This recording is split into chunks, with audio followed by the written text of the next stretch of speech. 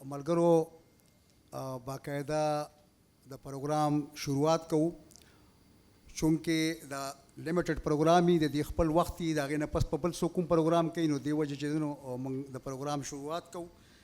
نو د programme شروعات زه کومه د حمزه بابا د غزل د یو 2 شعرونو نه چې خپلې ژبې خپل تهذیب ورته چې شا کا، خپلې ژبې خپل تهذیب ورته چې شا کا، ملګرتیا له هغه کامه ژوندون نه کا، او اول خپله ژبه پس ته نورې ژبې، اول خپله ژبه پس ته نورې ژبې، بې بنیاده عمارت خو سمون نه کا. نو ملګرو څومره چې موږ سره پښتانه ناست دي، میں جو وہ پشتو نہیں سمجھتے پہلے تو ان سے بات کروں کہ میں 1-2 باتیں جو ہے نا وہ اپنے پشتون بھائی سے پشتو میں کروں گا. اس کے بعد پھر باقاعدہ پروگرام جو ہے وہ ہم اردو میں چلائیں گے. اس کا مقصد یہ ہے کہ پشتو تو ہم جو پٹھان بیٹھے ہوئے ہیں، ہماری اپنی زبان بھی، ہماری اپنی ثقافت بھی ہے جس کو ہم سمجھتے ہیں. ہم چاہتے ہیں کہ ہم اپنی ثقافت کو، اپنی جو ہماری ادب ہے اس کو ہم جو ہے نا دوسرے جو لوگ پشتو نہیں سمجھتے تو ان کو بتائیں کہ ہمارا مطلب ہے کہ ہماری ادب کیا چیز ہے اور ہماری ثقافت کیا ہے، اس کو بتانا ہے. اور چونکہ یہ جو ہے نا بین الاقوامی میڈیا پر یہ بات جاتی ہے اور یہاں پر جو اردو بولنے والے یا دوسری زبان بولنے والے ہوتے ہیں وہ اس کو بھی سمجھانا ہوتا ہے. تو اس لیے آپ لوگ اس پہ تھوڑا سا جو ہے برا نہیں مناؤ گے کہ ہم جو ہے نا یہ پورا پروگرام جو ہے نا یہ انشاءاللہ اردو میں چلائیں گے. تو سب سے پہلے تو میں art council of Pakistan Karachi اور صدر آرٹ کونسل کراچی جناب محمد احمد شاہ صاحب اور دیگر منتظمین کا شکریہ ادا کرتا ہوں کہ وہ ہر سال ہمیں موقع فراہم کرتے ہیں کہ ہم پشتو ادب اور ثقافت سے دنیا کو روشناس کر سکیں. اس کے بعد عالمی اردو کانفرنس کے منتظمین کا شکریہ کہ 17 سال سے مسلسل اس کانفرنس کا انعقاد کرتے ہیں اور جتنی بھی پاکستانی زبانیں ہیں ان کو اس کانفرنس میں وقت دیتے ہیں تاکہ وہ بھی اپنے ادب اور ثقافت سے دنیا کو روشناس کرا سکیں. اب میں اپنے مقررین کا آپ لوگوں سے تھوڑا سا تعارف کروں گا کہ ہمارے ساتھ ڈاکٹر عرفان اللہ خان صاحب بیٹھے ہوئے ہیں. اس کے ساتھ جو ہماری 2 بہنیں ہیں وہ ایک ہے گلفام کاکڑ صاحبہ اور دوسری ہے حسن بانو صاحبہ. اس کے ساتھ جو بیٹھے ہوئے ہیں وہ ماخام خٹک صاحب ہے اور یہ آپ کی جانی پہچانی شخصیت عباسین یوسفزئی صاحب ہے. تو اس کو تو تعارف کی ضرورت ہی نہیں ہے کہ میں تعارف کروں کیونکہ ہم تقریباً جتنے بھی لوگ آئے ہیں تو انہی کے لیے آئے ہیں. تو یہ جو جتنے ہمارے مقررین ہیں اتنی مختلف موضوعات ہیں، اس موضوعات پہ آپ سے جو ہے نا وہ مکالمہ کریں گے، آپ سے بات کریں گے، ہمیں ادب کے بارے میں، پشتو کلچر کے بارے میں بتائیں گے. تو سب سے پہلے میں جس شخصیت کو بات کرنے کے لیے بلاؤں گا تو وہ ڈاکٹر عرفان صاحب ہے جو کسی تعارف کے محتاج نہیں ہیں، دانشور ہے اور بہت پروگراموں میں پشتو ثقافت کے حوالے سے، پشتو ادب کے حوالے سے باتیں کی ہیں انہوں نے.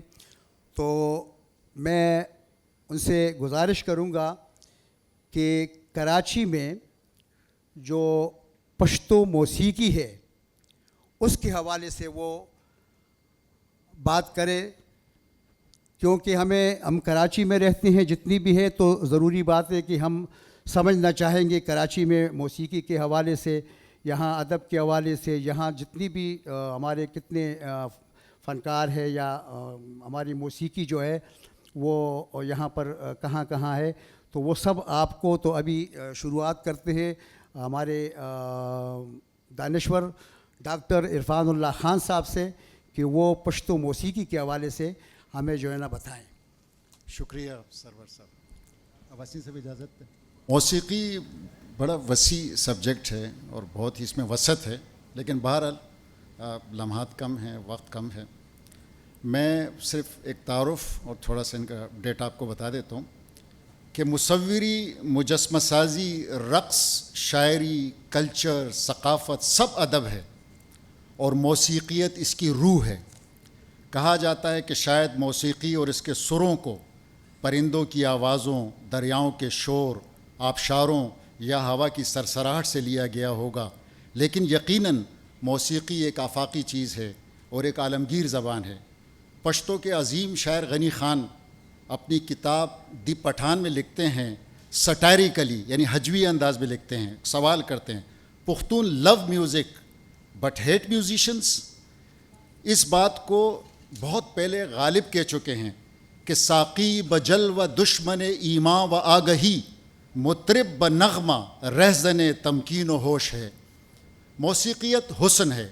بقول شاد بالگرامی، حسن جب الفاظ اور معنی میں پایا جائے تو شعر خوب بن جاتا ہے، حسن جب خد و خال میں پایا جائے تو صورت حسین مصوری۔ بقول شاعر ہم تیرے خد و خال بتانے لگ جائیں، صرف آنکھوں پر کئی ایک زمانے لگ جائیں۔ حسن جب لکیروں اور نقوش میں آ جائے تو خوشخطی ہو جاتی ہے، اور جب یہ تمام حسن، یہ تالیف حسن آواز میں ڈھل جائے تو پھر جا کے موسیقی بنتی ہے۔ پشتو موسیقی اور پختون ثقافتی رقص، جہاں بھی پشتون پائے جاتے دنیا میں وہاں پہ ایک ثقافتی رقص ہے جسے ہم اتن کہتے ہیں، جس میں رقص شمشیر، موسیقی، ڈھول کی تاپ، پشتو ٹپوں کی گونج، یہ سب مل کر ایک منظر پیش کرتے ہیں، ایک دلکش منظر، بالکل ایسے جیسے جون کا مصرع، کتنی دلکش ہو تم، کتنا دلجو ہوں میں۔ ایک مغربی مصنف پیٹر مائن اپنی کتاب دا نیرو اسمائل میں لکھتے ہیں، اس میں اس دلکش منظر کی منظر کشی کرتے ہیں، وہ اس کا ترجمہ ہے، آپ اس کو غور کیجیے گا۔ اتن کے بارے میں وہ کہہ رہا ہے وہ کس طرح ایکسپریشن لے رہا ہے۔ وہ کہتا ہے کہ ڈھول کی دھمک، اڑتی ہوئی دھول، دہشت ناک آنکھیں، بھڑکتی ہوئی آگ اور چمکتی تلواریں، یہ سب روح میں بالیدگی پیدا کرتی ہیں۔ خوشحال خان خٹک فرماتے ہیں، چگٹل خورول بخل کا زوان ہاغا چتور لری دتوری خان آغا۔ اور اسی کو اس کا ترجمہ ہے کہ جو کمائے کھلائے اور بخشے جوان وہی ہے، جس کی تلوار کی دھاک بیٹھی ہو خان وہی ہے۔ تلوار سے مراد جد و جہد، محنت، مشقت، بہادری، یہ استعارہ انہوں نے لیا سے نا۔ پشتو موسیقی ادبی نقطہ نظر سے، جس طرح میر اردو زبان کے بہت بڑے شاعر ہیں اور ان کی شاعری میں موسیقیت پائی جاتی ہے۔ اے گلے نو دمیدہ کے مانند ہے تو کس آفریدہ کے مانند، ہم گرفتار حال ہیں اپنے طاہر پر بریدہ کے مانند، اور کہتے ہیں کہ پتا پتا بوٹا بوٹا حال ہمارا جانے ہے۔ یہ سب موسیقیت ہے۔ اسی طرح پشتو موسیقی کے کینوس پر غنی خان کی شاعری سب سے نمایاں اور منفرد ہے۔ وہ خود اس کو ایڈمٹ کرتے ہیں، وہ کہتے ہیں کہ ترجمہ ہے، ایک گھنگریالی زلفوں، لال و جواہر اور لطیف نغمے کے رب، اے نرگس اور سرخ گلاب کے خالق، اے حسین پھولوں کے لطیف تصور کے حسین خدا، اے خوشگوار باد نسیم اور شیریں بوسوں اور موسیقی کے خالق، ستا سلیق ذرا کتابہ ددے دوخ واگے خبریں۔ وائس کو کہتے ہیں کہ تیری 40,000 کتابوں کی نصیحتیں اور اس کی 2 میٹھے بول، وہ 2 میٹھے بول کیا ہے؟ موسیقیت، جس میں ترنم ہے۔ غنی خان کی شاعری پختون ثقافت اور موسیقی کی آئینہ دار ہے۔ پشتو زبان کے اس عظیم شاعر پر کراچی میں پروفیسر ڈاکٹر یاسمین سلطانہ کی نگرانی میں ڈاکٹریٹ کا مقالہ لکھا گیا ہے، اور یہ شرف مجھے حاصل ہوا ہے۔ کراچی خان نے غنی خان کو خراج تحسین پیش کیا ہے۔ اس حوالے سے کراچی کے مقامی لوگوں کی ہم بات کریں تو مجیب جمال جو بر صغیر کے اردو فلموں کے اسکالر ہیں، اردو ادبی ڈرامہ مذاق خاص کے خالق ہے، اور اسی حال میں ہوا تھا کچھ دن پہلے 27، اور ہمارے سامنے موجود بھی ہیں، اور ناپا کے گریجویٹ ہیں، موسیقی سے شغف رکھتے ہیں۔ 90 کی دہائی میں پشتو موسیقی کو اپنے ادبی حلقوں میں انہوں نے متعارف کروایا، قرار راشا گا کر اور اس کی موسیقی ترتیب دے کر۔ اس کے علاوہ خوشحال خان، عجب خان افریدی کا کردار بھی انہوں نے یہاں پہ ادا کیا ڈراموں کے، اس میں خان صادق کے ساتھ مل کر انہوں نے۔ پشتو لوک داستان پر بننے والی پہلی پشتو فلم یوسف خان اور شیربانو، جو کہ کلاسک پشتو فلم ہے، یہ 1970 کو کراچی میں ہی بنی، یہ اعزاز بھی کراچی کو حاصل ہے۔ اور اس فلم کی موسیقی لال محمد خان نے دی تھی، اور جو کہ ایک یعنی نغمات جو ہے وہ ہدایت اللہ و دیگر نے دیے تھے۔ پشتو موسیقی کے حوالے سے یہ ایک رجحان ساز فلم ہے ثابت ہوئی، اور اس کے جو ڈائریکٹر تھے عزیز تبسم، وہ پشاور یونیورسٹی کے طالب علم تھے، یعنی پڑھے لکھے لوگوں نے یہاں پہ آغاز کیا۔ کراچی میں گزشتہ 70 سالوں سے پشتو موسیقی سے جڑے فنکاروں کی فہرست طویل ہے، یہاں بیان کرنا تو بہت مشکل ہوگا، لیکن چند میں بیان کرتا ہوں، جن میں سعید اللہ یوسف زئی مرحوم، سید کمال شاہ، اکرام، فضل الرحمان، نور جمال، صابر خان. کراچی میں پشتو اسٹیج ڈراموں کے پیش کردہ خان صادق کے علاوہ سب سے اہم نام جو ہے وہ پروفیسر اے انور صاحب کا ہے. پروفیسر صاحب نے 70 کی دہائی میں اپنے اسٹیج شوز کے ذریعے پشتو موسیقی کو کراچی میں متعارف کرایا، بلکہ وہ پہلے شخص جنہوں نے پشتو موسیقی کا ڈھانچہ تشکیل و مرتب کیا جو پشتو فلم پر منتج ہوا، یعنی اس سے پہلے فلم سے پہلے انہوں نے یہ راہ ہموار کی. پروفیسر اے آر انور نے اسی طرح 1998 کے اندر کراچی میں سرگم گائیڈ میوزک اکیڈمی انٹرنیشنل کی بنیاد رکھی، جہاں موسیقی کی تعلیم و تربیت دی جاتی تھی، اور اسی ادارے نے پشتو موسیقی کے حوالے سے خصوصاً بڑے نام پیدا کیے، جن میں ڈاکٹر کرن خان، سراج خان اور صابر خان قابل ذکر ہیں. عصر حاضر میں تو آپ جانتے ہیں کہ رحیم شاہ اور شاز قابل ذکر ہیں. فوک شاعری جو ہماری لوک شاعری ہے، جیسے ٹپا، غاڑے، چاربیتا، لوبا، بدلہ، نمکے، بکتے، کسر، اللہ، جس کی بنیاد پہ جا کے آگے پھر غزل، نظم اور یہ شروع، اتنی مضبوط بنیاد ہے پشتو کی. یہ تمام جتنے بھی اصناف ہیں یہ تمام موسیقی کے اندر گندی ہوئی ہے. اور اگر ہم دیکھیں تو اس پہ ٹپا اور غاڑا یہ بہت امپورٹنٹ ہے سب سے زیادہ موسیقی کے لحاظ سے. اس پہ ماخام خٹک صاحب کا کام ہے جو کہ کراچی بیس کے ہیں، یہاں پہ وہ پڑھاتے ہیں، ایڈوکیٹ ہیں، فیڈرل یونیورسٹی میں پڑھاتے ہیں. اس کے علاوہ میں کراچی آرٹس کونسل کی بات کروں گا کہ کراچی آرٹس کونسل نے ہمیشہ کلیدی کردار ادا کیا موسیقی کے حوالے سے، پشتو ادب لٹریچر کے حوالے سے. محمد احمد شاہ صاحب کے زیر سایہ اور شکیل خان کی کاوشوں کا نتیجہ جو آج ہم یہاں بیٹھے ہوئے ہیں. اور اس کے علاوہ عباسین صاحب کی آمد وقتاً فوقتاً کراچی میں. تو میں سمجھتا ہوں یہ تمام باتیں جو ہیں یہ حوالہ ہے پشتو موسیقی کے حوالے سے.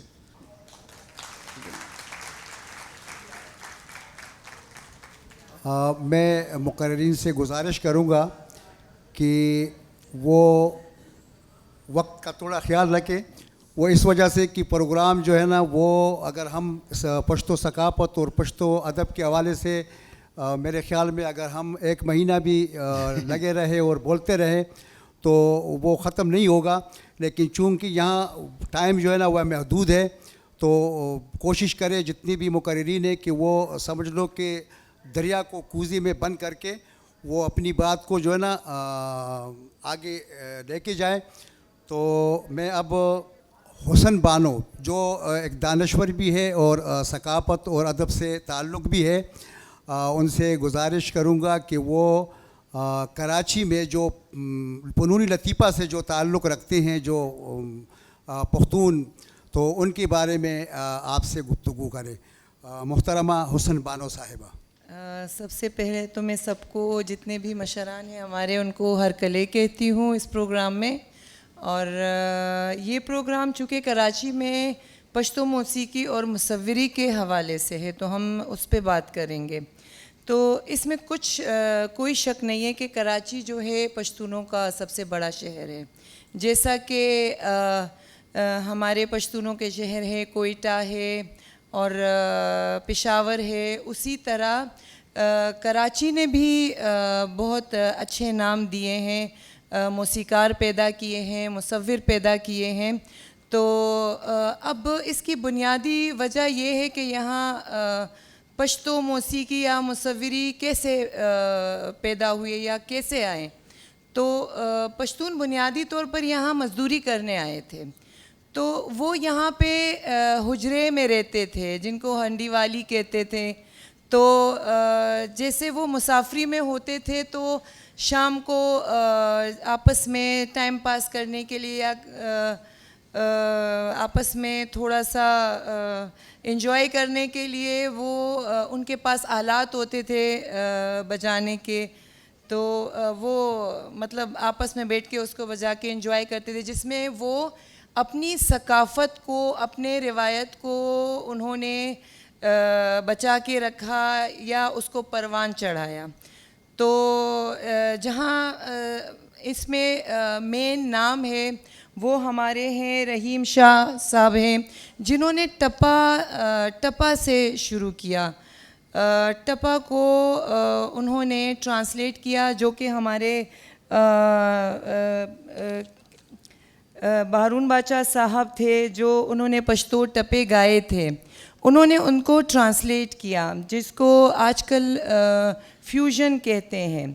تو انہوں نے ان کو فیوژن میں گایا, چینج کیا, اور ان کے جو گانا ہے وہ اب پشتو بالی ووڈ میں بھی مطلب گایا گیا.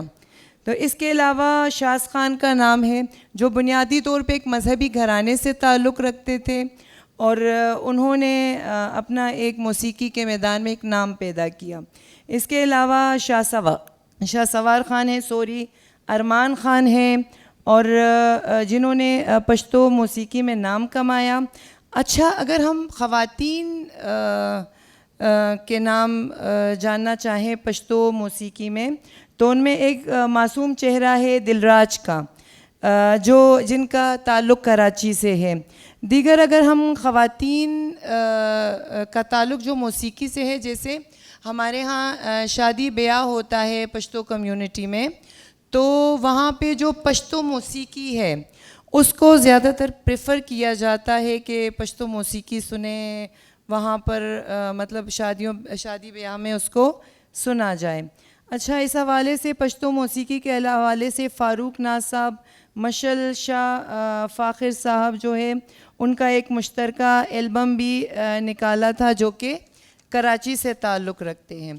اب اگر ہم مصوری پر آئیں, تو جہاں تک مصوری کا تعلق ہے, اتنا جو ہے موسیقی کی طرح خاطر خواہ کام اس پہ نہیں ہوا, لیکن اس میں جتنا کام ہوا ہے اس کو ہم نظر انداز نہیں کر سکتے ہیں.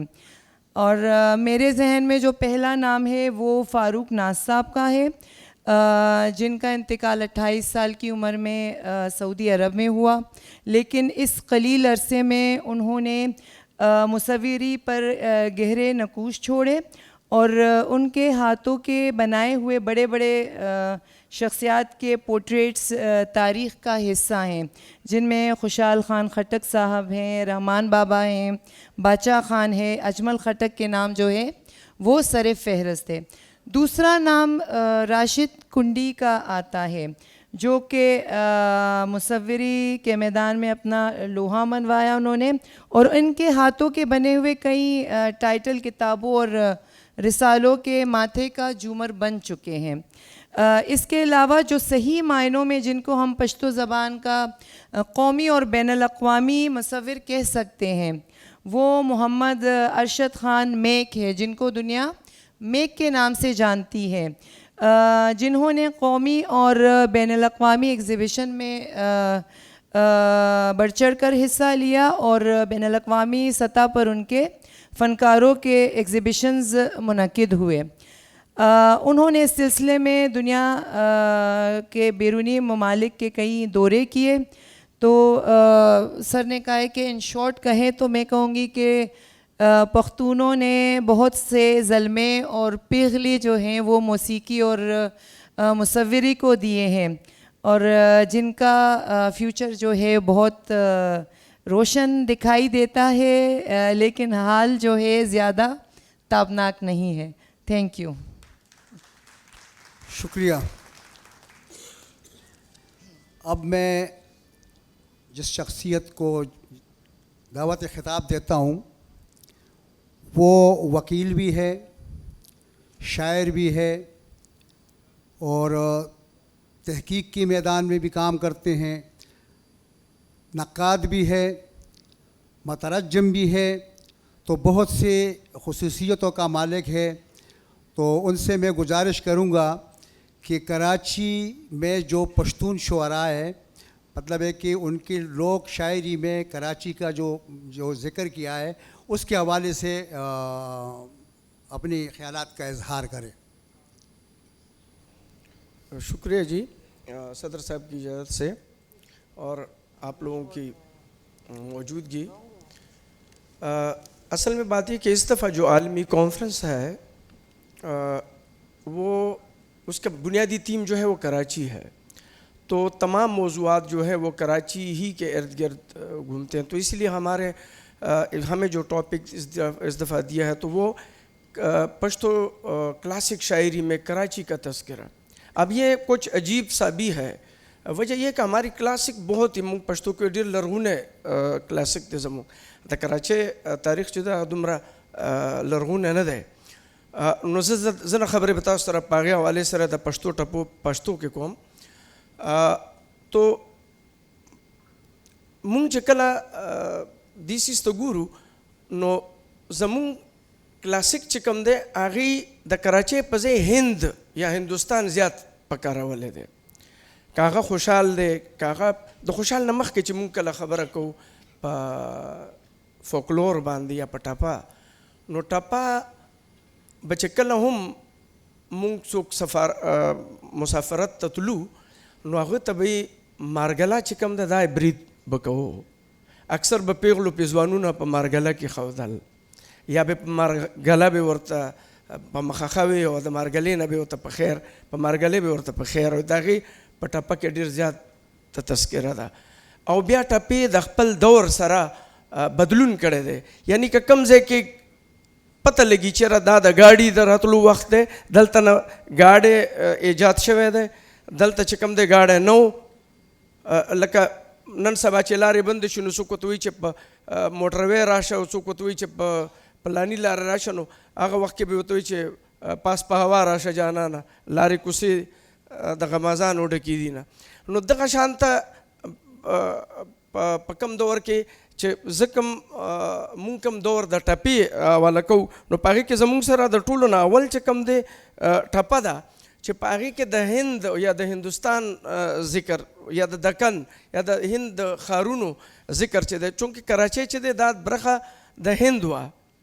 بیا په کال 1935 کې چې ده دا بیا د بمبۍ نه بیلیږي او بیا دا د دې حصه جوړېږي. نو په دې وجه مونږ دا کراچۍ چې مونږ کلاسیک ته ځو نو دا به مونږ هلته د هغې سره تړو، دا به مونږ بیا د هند برخه ګڼو. نو بیا هله مونږ دې سیز ته برابریږو چې مونږ دا په ټپه کې راولو.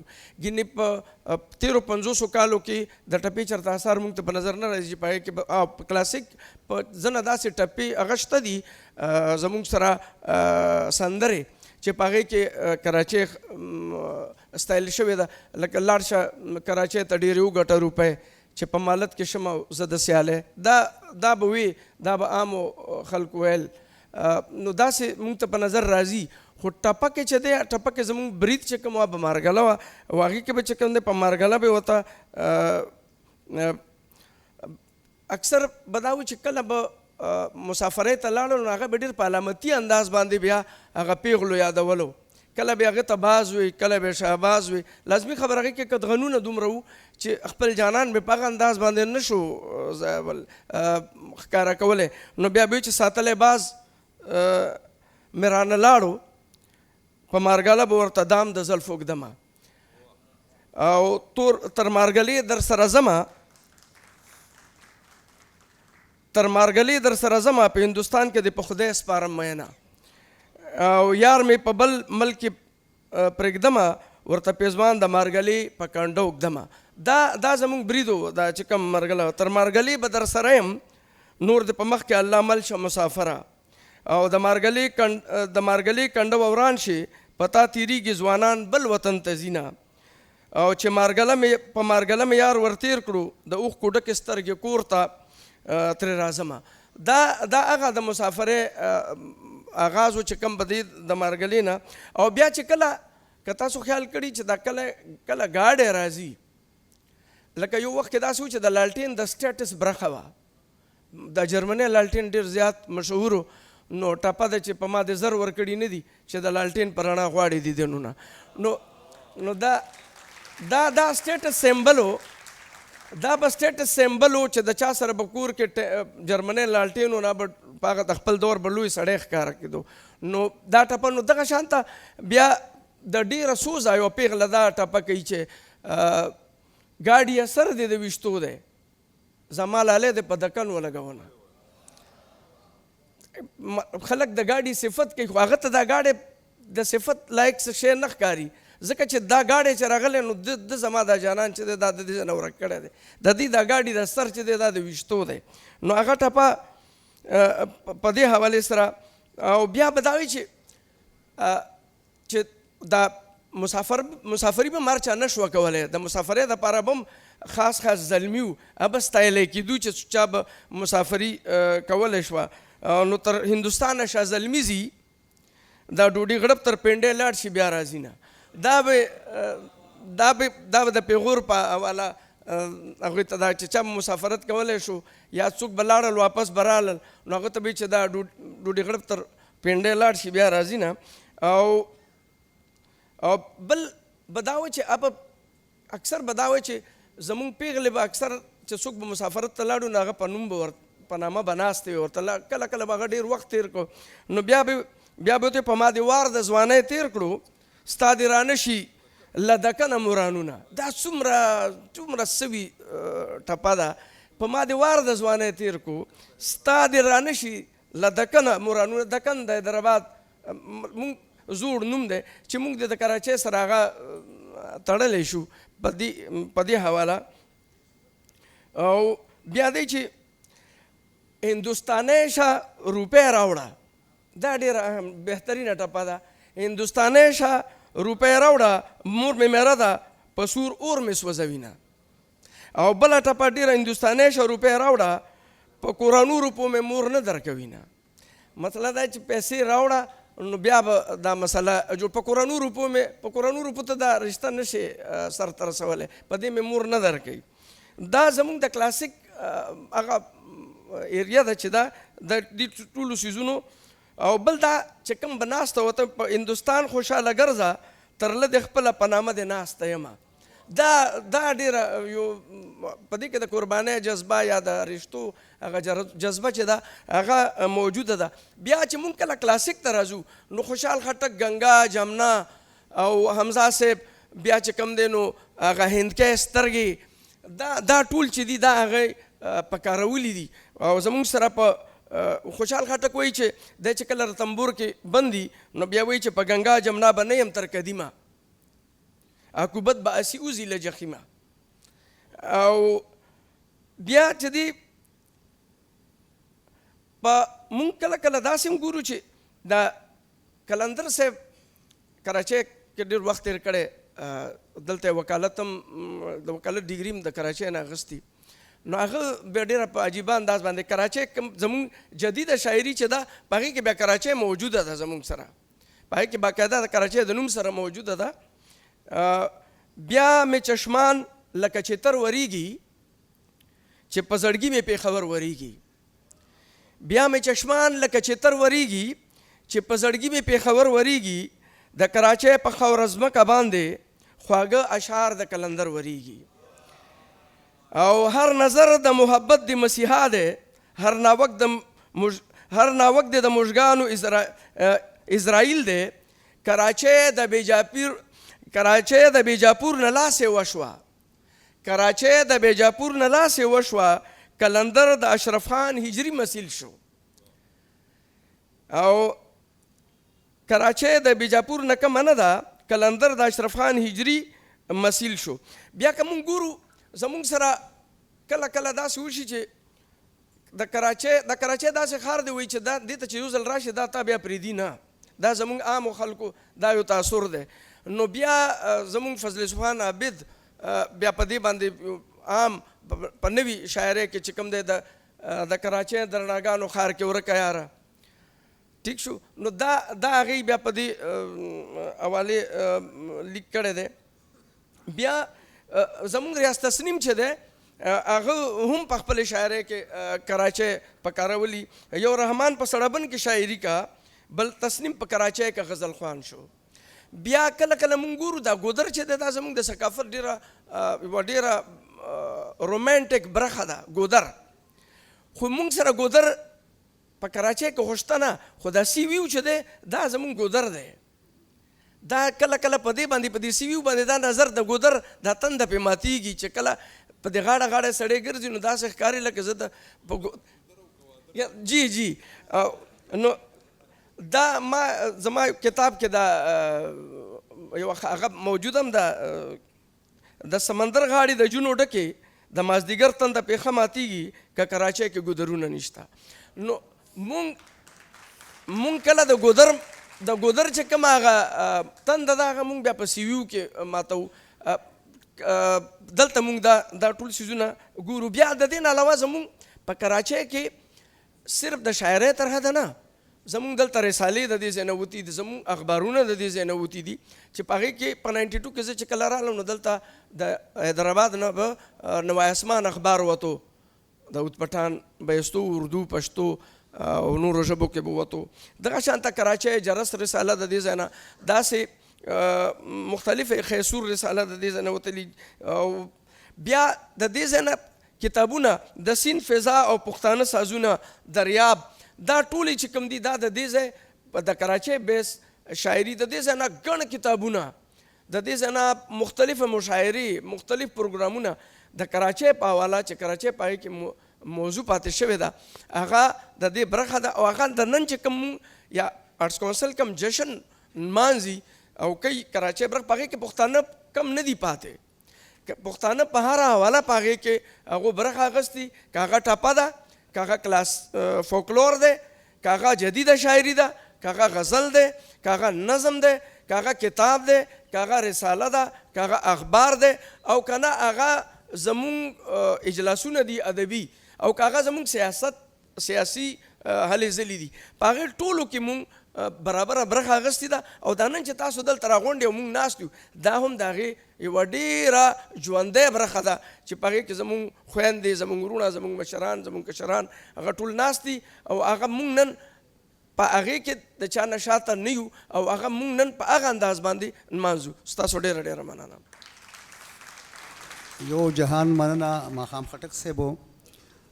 ملګرو د دې نه وړاندې چې زه صدر محفل عباسین یوسفزي صاحب ته بلنه ورکم، یو خبره ستاسو سره شریکول غواړم چې پرون په 5 تاریخ باندې دلته کې په یو تقریب کې کوم چې د عالمي اردو کانفرنس افتتاحي تقریب و، په هغې کې زمونږ د مشر ته عباسین یوسفزي صاحب ته ډاکټر پروفیسر دی ته چې دی نو لایف ټایم اچیومنٹ ایوارډ چې دی هغه میلاو شوی دی. نو دا زمونږ د ټولو پښتنو دپاره، خصوصا زه د آرټ کونسل کراچۍ او د دلته د صدر صاحب چې کوم دی د هغوی، او زه دا ګڼم چې دا زمونږ د ټولو پښتنو ایوارډ دی چې عباسین صاحب ته کې میلاو شوی دی. او دا ډېره لویه خبره ده چې د سند په دې ځمکه باندې زمونږ یو پښتون ته داسې ایوارډ میلاو شو. نو یو ځل بیا د عباسین صاحب دپاره چرچا کې ډېره مننه، ډېره مننه. اوس په اصل کې موږ سره عباسین صاحب د صدارت په چوکۍ ناست دی او اخري مقرر دی. نو زه غواړم چې د دې لغونته کې بایوډیټا چې دی نو هغه هم تاسو سره په مختصرو لفظونو کې شریکه کړم چې مطلب دا دی کم خلک خو عباسین یوسفزی پیژني خو باقي نور سره لکه زیات خبر نه وي، نو زه وایم چې لکه د هغې نه دی زه لغونته کې خبر کم. عباسین یوسفزی صاحب چې دی نو دا لکه د دې میدان چې دی نو تاسو ته خپله هم پته ده چې شاعري ده، ادب دی، په دې کې تحقیق دی، په دې کې هر یو لکه ادب کې چې څومره اصناف دي هغه راځي، هغه د دې میدان دی. بیا د هغې نه علاوه د ټي وي، د ریډیو، د کمپیرنګ په حواله باندې بیا په مختلفو کوم ځای کې چې د پښتو د ادب او ثقافت سره تړلي څیزونه دي یا کوم پروګرامونه دي په هغې کې د دوی شرکت، دا خو لکه ډېر اوږد مضمون دی که زه دا بیانوم، خو صرف دومره به ووایم چې دوی چې دی نو په پېښور یونیورسټۍ نه په کال 1986 کې LLB او پر کال 1988 کې MA پښتو ژبه کې کړی دی او دغه امتحان یې ډېر په امتیازي نمبرو سره لکه پاس کړی دی. بیا په 2014 کې دی چې دی نو د ډاکټوریټ ډګري حاصله کړې ده او تقریبا د 13-15 کالو نه دی چې دی نو د پښتو ژبې دپاره کار کوي، په ټي وي باندې هم، په ریډیو باندې هم. نو دا خبرې خو ډېرې زیاتې دي، که زه دا بایوډیټا پوره بیانوم نو زما خیال دی چې په دې به ډېر ټایم لګي او ټایم موږ سره مختصر دی. نو زه خوشحاله شي. نو ما خبره دغه کله چې زه وایم چې د دې نه زیات دا دي چې ځینې خبرې هغه دا دي چې اباسین صاحب به په خپله موږ ته بیان کړي، او زه اوس ستاسو په درود استقبال کې ډاکټر پروفیسر اباسین یوسفي صاحب خواب کوم چې هغه خپل خبرې هم وکړي او د دې پروګرام اختتام هم وکړي. اعوذ باللہ من الشیطان الرجیم، بسم اللہ الرحمن الرحیم. سب سے پہلے تو arts council of Pakistan Karachi کا بہت شکریہ کہ وہ ہر سال دیس سے ان لوگوں کو جمع کرتے ہیں جو جن کے قلم کی سیاہی شہید کے خون سے زیادہ مقدس ہوتی ہے، اور جو اقوام کی تعمیر میں اپنا کردار ادا کرتے ہیں، اور ہمارے ملک کے اندر بولی جانے والی بڑی بڑی زبانوں کو بھی وہ اردو عالمی کانفرنس میں شامل کر کے ایک طرح سے اپنی زبانوں کی خدمت بھی کر رہے ہیں، اور اردو کے ساتھ ساتھ اپنے پاس پڑوس کی زبانوں کا بھی خدمت کر رہے ہیں. چونکہ میرا موضوع ہے کراچی اور پشتو ادب. جس طرح ڈاکٹر عرفان اور محترمہ حسن بانو کا موضوع ایک دوسرے سے ملتا جلتا تھا، اسی طرح ہم میرے اور ماخام خٹک صاحب کا موضوع آپس میں اتنا قریبی نہیں تھا، لیکن ماخام صاحب نے میرے موضوع میں گھسنے کی کافی کوشش کی، تو میں بھی ان کے موضوع میں گھسنے کی کوشش کروں گا، کیونکہ میری تمہید میں ان کے موضوع کے کچھ حصے شامل ہیں. تو میں چونکہ اگر زبانی بولا جائے تو زبانی بولتے وقت زیادہ لگتا ہے، اس لیے میں نے ایک تحریر آپ کے خدمت میں پیش کرنے کی جسارت کر رہا ہوں. تو یہ تحریر ہے کراچی اور پشتو ادب. آپ کی توجہ درکار ہے. پشتون یا پختون یا افغان، جہاں جہاں یہ لفظ میں استعمال کروں گا اس کے معنی ایک ہی ہے. پشتون صدیوں سے کھیتی باڑی اور تجارت کے پیشے سے وابستہ رہے ہیں. جن ہنرمندوں کو مقامی طور پر اپنے ہنر کی قدر و منزلت یا مناسب وقت دکھائی نہیں دی، انہوں نے زیادہ کامیابی حاصل کرنے کے لیے پردیس کا رخ کیا. اس میں وہ محنت کش بھی شامل تھے جو اپنے علاقے میں بوجوہ کمائی کے لائق نہ تھے یا کمائی کرنا نہیں چاہتے تھے. ابو بندہ سو کتنی پکلو کے پختانہ ہوئی دلتا تر برد وجہ نہ محنت نہ کم نہ باروزی او باہر بیا ہر سکے ہو پکلی کور کے خکارم نہ کی. کابل، قندہار، پشاور، کوئٹہ اور قرب و جوار سے ہندوستان کے مختلف شہروں تک ان کا سفر ضروریات زندگی اور خوابوں کا حصہ رہا. انہی تجربات نے ان کے ادب کو گہرائی، جذبات اور حقیقت سے آشنا کیا. کراچی جو آج پختون محنت کشوں اور تاجروں کا سب سے بڑا شہر سمجھا جاتا ہے، پشتو ادب کے لیے ایک اہم مرکز بن چکا ہے.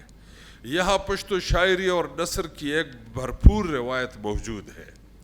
کراچی پشتو لوک قدیم اور جدید ادب میں جدائی، محبت اور غربت کے احساسات کو اپنے دامن میں سمیٹے ہوئے ہے. روشن کل کی خوشبینی بھی ان جذبات کا حصہ ہے. ایک قدیم ٹپا جو ماخام صاحب نے پیش کیا، تل ہندوستان لخزل بزی، تل ہندوستان لخزل بزی، خدری ڈوڈیز دا گڑی ورشی بیا رازینا. ترجمہ: ہندوستان کمائی کے لیے جری جوان جاتے ہیں، پیٹو جوان کام کے نہیں ہوتے وہ باغ آتے ہیں. کئی اور ٹپے جو یہی مضمون لیے ہوئے ہیں. یار پا دکن سڑی یاد ہوئی، یا دکن حیدرآباد کا پرانا نام ہے.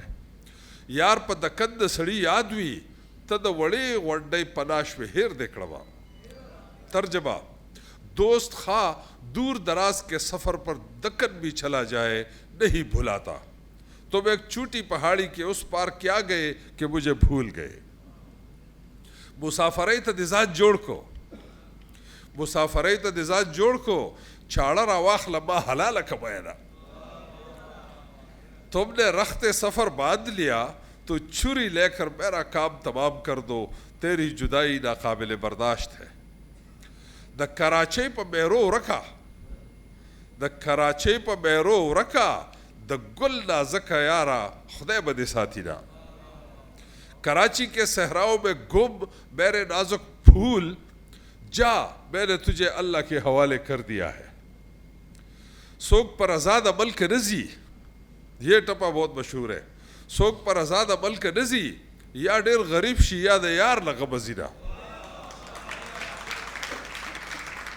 ترجمہ کوئی برضا و رغبت اپنا ملک چھوڑنے پر راضی نہیں ہوتا مفلسی اور محبت کا غم غربت کے اسباب بن جاتے ہیں ممتاز شاعر روحان یوسفزئی نے یوں کہا ہے کراچۍ خارم زموږ د کلی خان دی کراچۍ خارم زموږ د کلی خان دی په نوم لوی دی خو په زړه څومره راتنګ دی کراچی کا شہر بھی ہمارے گاؤں کے خان جیسا ہے نام کا بڑا ہے مگر دل کا بے پناہ تنگ جب پختون یہاں آباد ہونے لگے تو عزیز و اقارب نے ان کی مجبوریوں کو تسلیم تو کر لیا مگر ان کی جدائی کو برداشت نہ کر سکے اور یہ رد عمل شاعروں کی زبانی یوں سامنے آنا شروع ہو گیا فضل سبحان عابد جو ایک عرصے سے یہاں بسلسلہ روزگار مقیم رہے تھے ان کے ایک گیت کا کچھ حصہ ملاحظہ ہو جس کو موسیقی میں ڈلنے کے بعد بہت سراہا گیا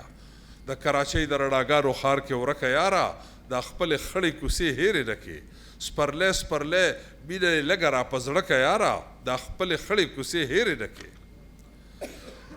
اسی طرح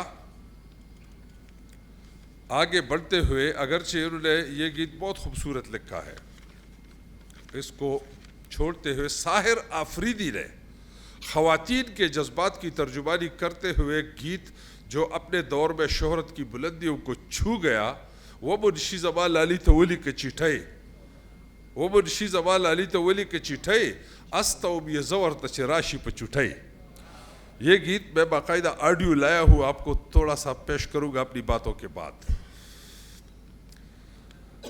ترجمہ او منشی میرے شوہر کے نام خط لکھ لینا تاکہ میں بھیج سکوں کہ چٹھی لے کے آ جا بالما اور یہ بھی آگے بڑھتے ہیں یہ نسوانی جذبات سے بھرپور گیت اس گیت نے نہ صرف خواتین کو رلایا جن کے شوہر کراچی یا ملک سے باہر غریب الوطن تھے بلکہ کراچی اور دیگر شہروں میں مقیم مسافر پختونوں کو بھی جھنجھوڑ کر رکھ دیا جس کے جواب میں ڈاکٹر اسرار نے اس واقعے کی دوسرے رخ کو چھیڑ کر درد الفت کو غم روزگار میں شامل کر دیا بقول فراز غم دنیا کو غم یار میں شامل کر دو نشہ بڑھتا ہے شرابیں جو شرابوں میں ملے یہ نسوانی جذبات سے بھرپور گیت جس کا لب و لہجہ حکمیہ ہے بیوی کا اپنے شوہر کے ساتھ مکالمہ ہے ڈاکٹر اسرار نے جو کچھ لکھا ہے اس کا حصہ کچھ تھوڑا سا حصہ لاړ شه کراچۍ ته ډېرې وګټه روپۍ لاړ شه کراچۍ ته ډېرې وګټه روپۍ چې په مهلت کې شمه زه د سیالۍ کراچی جا کے خوب کمائی کر لو تاکہ میں پڑوسروں کی ہمسری کر سکوں یہ تو پشتو ادب میں کراچی کے تذکرے کے کچھ نمونے تھے اب پشتو ادب کے حوالے سے کراچی میں وقتاً فوقتاً کئی ادبی و ثقافتی تنظیموں نے جنم لیا جن کا مختصر تذکرہ کریں گے ان میں سے اکثر ادبی تنظیمیں اب بھی فعال ہیں ان میں سے چند کے نام یہ ہیں پشتو فکری جرگہ سندھ جرس ادبی جرگہ اتفاق ادبی جرگہ لٹون پختو ادبی کلتوری سنگر تورغر پختو ادبی کاروان قلم پختو ادبی جرگہ سوات ادبی گلونا توریالی پختو ادبی ٹولنا کراچی میں اب بھی درجنوں پشتون لکھاری مختلف وسیلوں سے پشتو اردو اور انگریزی ادب و صحافت سے وابستہ ہے قیام پاکستان سے لے کر اب تک قومی سطح پر شہرت پانے والے چند شعراء و ادباء کے نام افسانہ و ناول و سفرنامہ نگار صحافی اور صدارتی ایوارڈ یافتہ شاعر طاہر آفریدی معروف ادیب صحافی و دانشور فہیم سرحدی ترقی پسند شاعر، صحافی، ادیب اور عالمی پشتو کانفرنس کی روح رواں، صدارتی ایوارڈ یافتہ سلیم راز، صاحب طرز شاعر اور قومیت اور مقامیت کے علم بردار جناب ریاض تسنیم، معروف شاعر، محقق، نقاد اور فلسفی قیصر آفریدی، ناول نگار، نقاد، محقق اور استاد ادب ڈاکٹر محب وزیر، ممتاز ترقی پسند اور قومیت کے علم بردار شاعر، فولکلورسٹ، صحافی اور براڈ کاسٹر روخان یوسف زئی، معروف شاعر، ناول نگار، محقق اور نقاد اور مترجم جناب ماقام خٹک، مشہور و معروف شاعر اور فعال ادبی شخصیت سرور شمال، اور درجنوں نام ایسے ہیں جن میں زلال یوسف زئی، نور اسلام سنگر، آفتاب بدر، اقبال کوثر، پروین ملال، عبدالرؤوف عارف، فضل خالق غمگین، ساگر تنقیدی، بختشیر انقلابی، بسمل کابل گرامی، سعید احمد گل، زرجان بداخیل، شاکر اللہ جلبل، امیر صادق جلبیوال، شیرین یار یوسف زئی، ظفر کریمی اور درجنوں دوسرے جو تنگی وقت کی وجہ سے جن کا ذکر کرنے سے قاصر ہوں، اس تحریر کے اشاعت میں ضرور ان کو شامل کریں گے۔ اس مختصر وقت میں کراچی میں قیام کے دوران جن معروف شعراء و ادباء نے کام کیا اور نام کمایا، ان میں سے چند نام اور ہیں۔ ان میں ہے فضل حق ممتاز لالا، وکیل منصور، سعید گوہر، اسماعیل گوہر، گل رزاق چشتی، صابر احمد صابر، میاں محمد اسلام نگار، طاہر منیری، حاجی گل زرا، شاہ ولی خان سیدوال، زیگر آفریدی، الطاف گل، مختار شاہین اور کئی دوسرے۔ کراچی میں پشتون ادباء اور شعراء نے اپنی جد و جہد اور فکر و فن کے ذریعے ادب کی دنیا میں نمایاں مقام حاصل کیا۔ ان کی تخلیقات نے نہ صرف ان کی ذاتی زندگی کے تجربات کی عکاسی کی، بلکہ پشتون قوم کی اجتماعی روح کو بھی اجاگر کرتی ہے۔ یہ ادب آنے والی نسلوں کے لیے روشنی کا مینار ثابت ہوگا اور جو قومی یکجہتی میں ایک کلیدی کردار ادا کرے گا۔ بہت شکریہ۔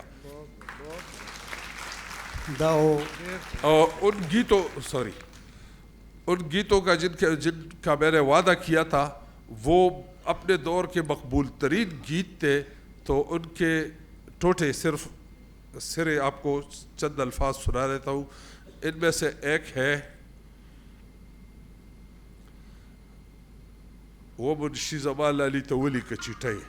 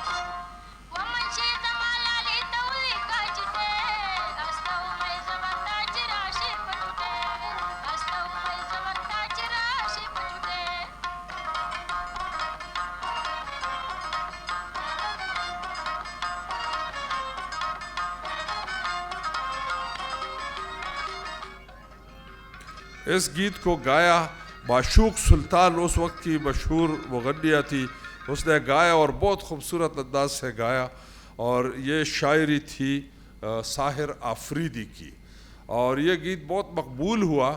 تو اس میں ایک طرح سے مایوسی کی کیفیت دکھائی دیتی ہے نا۔ تو ڈاکٹر اسرار ہمارے بڑے سمجھدار شاعر ہیں، تو انہوں نے جواباً ایک گیت لکھا۔ ان دنوں کراچی میں لوگ زیادہ سفر پہ ہوتے تھے، تو انہوں نے جواب میں یہ گیت لکھا، گلنار بیگم نے گایا۔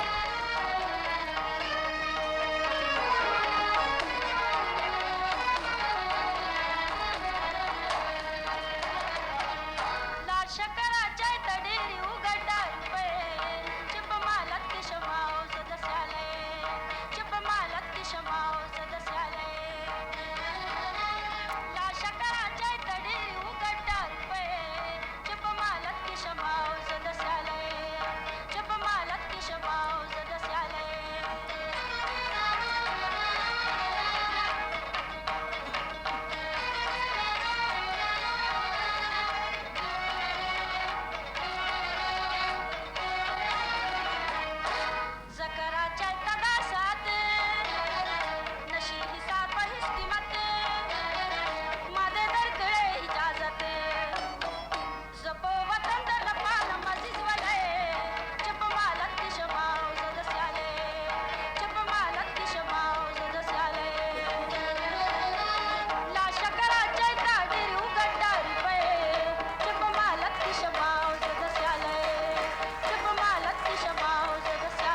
ایک بند اور بھی سنیے.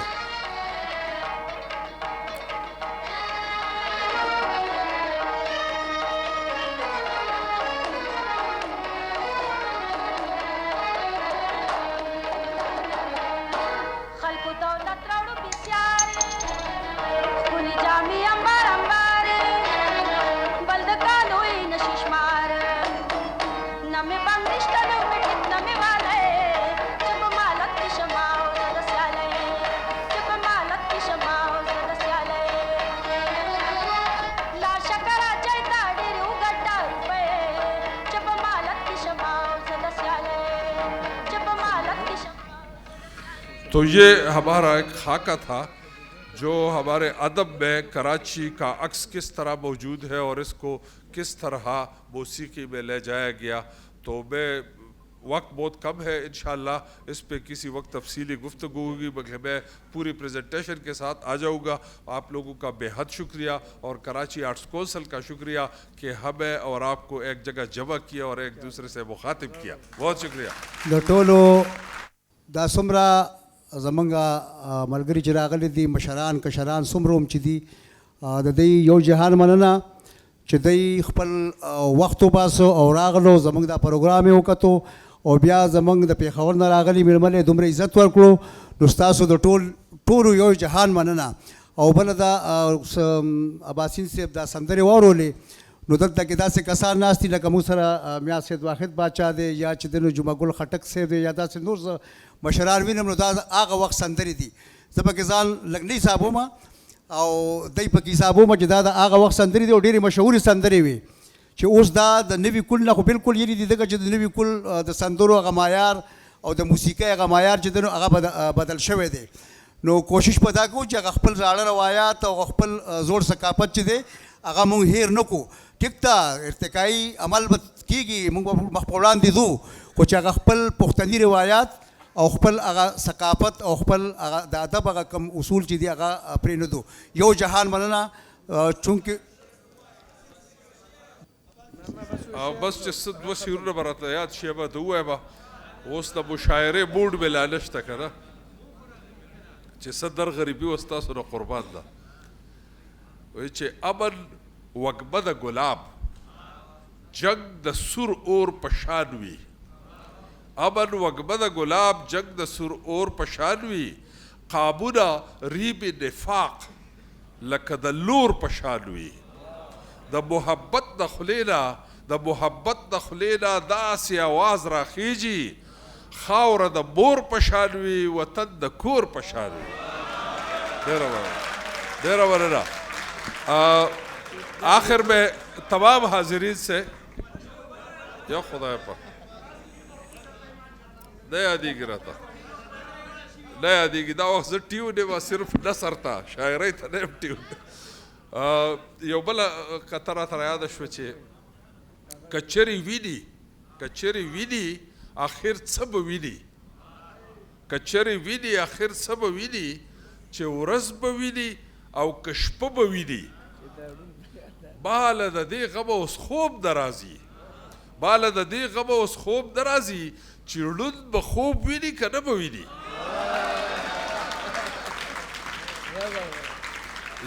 یو به ته زه په خپله رضا یې ووایم, یو قطعه به ته زه به نه ووایم